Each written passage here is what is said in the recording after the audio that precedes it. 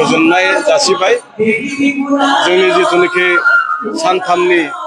हाबाफारि खौसेथि बर' सुबुं आफादनि 12 बोसोर जानाय जथुम्मा आरो धेमाजि जिल्ला खौसेथि बर' सुबुं आफादनि 2 बोसोरारि जथुम्मा बे हाबाफारिया जोंनि मिथिनायाव बा जों जिखिनिखौ हादों साक्सेसफुल जादों होनना सानना लानो हादों मानोना प्रग्रामाव थानाय बायदिहाय मानगोनां स्पिकारा बुंथिगिरिया जिहेतु बेवहाय बेखेवगिरिमोन बिथाङाबो बाहागो लालांबाय मैयानि तारिखआव 31 जानुवारि खालि जोंनि मानगोनां हाग्रामा महिलारि बिटिसिसि बिथाङा बाहागो लालांबाय आरो लोगोसे आसामनि मानगोनां मन्त्रि जयन्त मल्ल बरुवाया आसामनि चिफ मिनिस्टारनि जानानै जिहेतु मिटिङाव बाहागो लाबाय दा बे हिसाबै जोंनि जथुम्मा खोब मोजाङै जानानै थांबाय बेजोंनो लोगोसे रायजोफोराबो जोंनि ओनसोलनि रायजोफोरा माहारियारि आफादफोरनि दैदेनगिरिफोराबो खोब मोजाङै बे जथुम्मायाव बाहागो लादों दा बेनिखायनो बे जथुम्माया साक्सेसफुल जागोनखौनो जों सानना लाबाय बिनि अनगायैबो जिहेतु बेवहाय मोनसे आफादनि डेलिगेट मिटिं बे डेलिगेट जथुम्माबो आंनि मिथिनायाव खोब मोजाङै जाना थांबाय माखासे मोजां डिसिसनफोर लाना थांबाय खालि बेल' जे दिनै जिहेतु मोनसे जोङो गिदिरथार जथुम्मा खुंबाय बे जथुम्मा खुंनायाव बबेबा खनायजों सोरबा जाहोनायनि थाखाय थानायनि थाखाय बायदि बायदि जेंनाफ्रा एसे एनै थालांबाय जानो हागौ दा बेनिखायनो आङो दिनै जिहेतु जोबथा सान बे जोबथा सानाव आङो खावलायनो सानो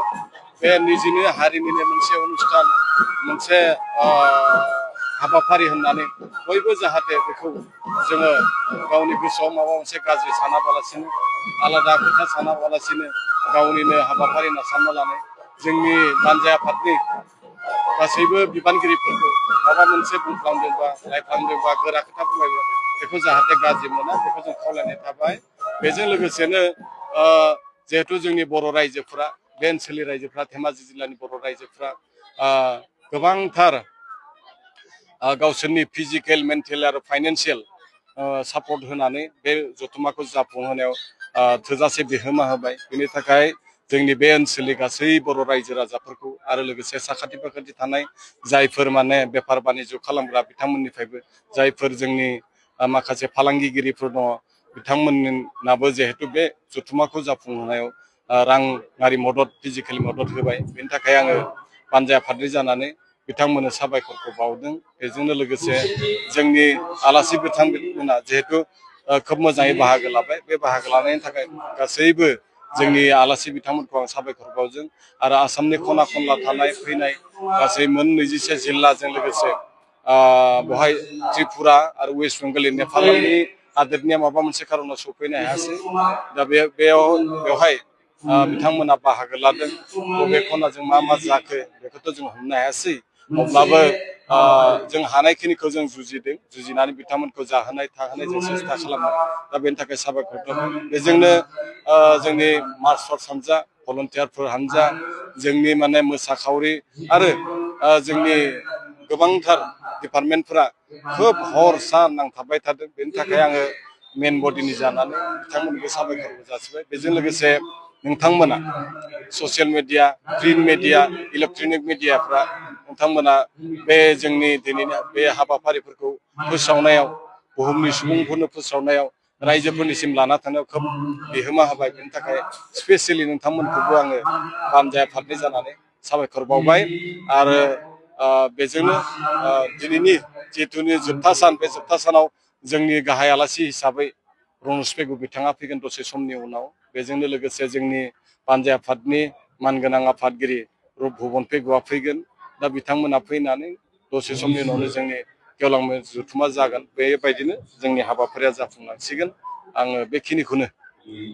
बेखिनिखौनो बयनोबो खावलायनानै आरो मोनसे मोजां खोथाया जाहैबाय मा जोङो जिहेतु सानथाम खुंदों खिन्थु जोंना सानबा जादों एक्जिबिसन थाबाय मार्केट थाबाय बेखौ लानानै जोंनि बेखेवनाया सानबा जादों हिसाबैहाय दा बेवहाय रायजोफ्रा खोब डिसिप्लिनै जोंनि ओनसोलनि रायजोफ्रा खोब डिसिप्लिनै बे मिटिङाव बाहागो लाबाय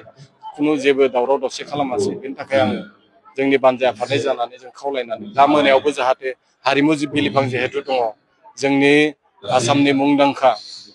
देंखोगिरि जोंनि जुबिन गार्गनि मुङाव जों मोनसे हारिमु बिलिफां लाखिदों आरो बेवहायनो जोंनि गोबांथार मोसागिरि जेरै नेसनेल लेभेलनि अप्सरा बर' आरो बे नबजित बिथांमोना माने बाहागो लागोन बेजों लोगोसे सुदेम सनाबो थाबाय आरो जोंना लिंहरजाखानाय मोनसोम बसुमतारी ना मामोन बे बर' बेबो बाहागो लागोन आरो मोनायाव जाहाथे खोब मोजाङै बयबो बाहागो लायो इन्जय खालामो बयबो रंजायो बेखौ खावलायनाय जाबाय।